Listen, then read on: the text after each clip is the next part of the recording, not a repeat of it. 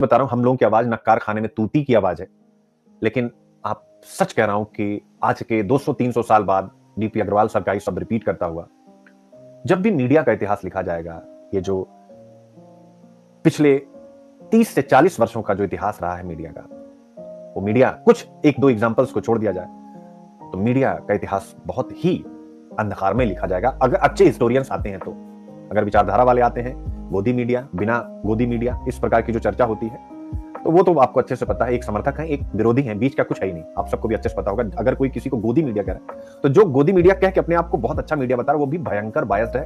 और जो गोदी मीडिया है, ऑब्वियस है, उसको नाम दिया गया तो वो बायस्ड है। यानी मीडिया विपक्ष का काम कर रहा है, मीडिया सत्ता पक्ष का काम कर रहा है।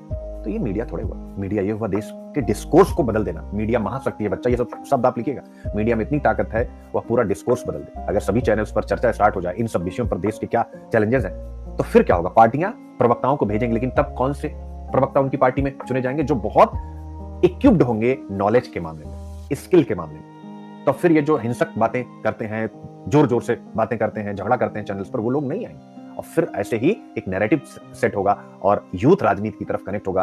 कौन सा यूथ? जो नैतिक रूप से सक्रिय युवा है, एथिकली मोटिवेटेड जो यूथ है, वह कनेक्ट होगा राजनीति की तरफ। ये मैं किसी आदर से नहीं कह रहा हूं। यूपीएससी ने प्रश्न भी पूछा है।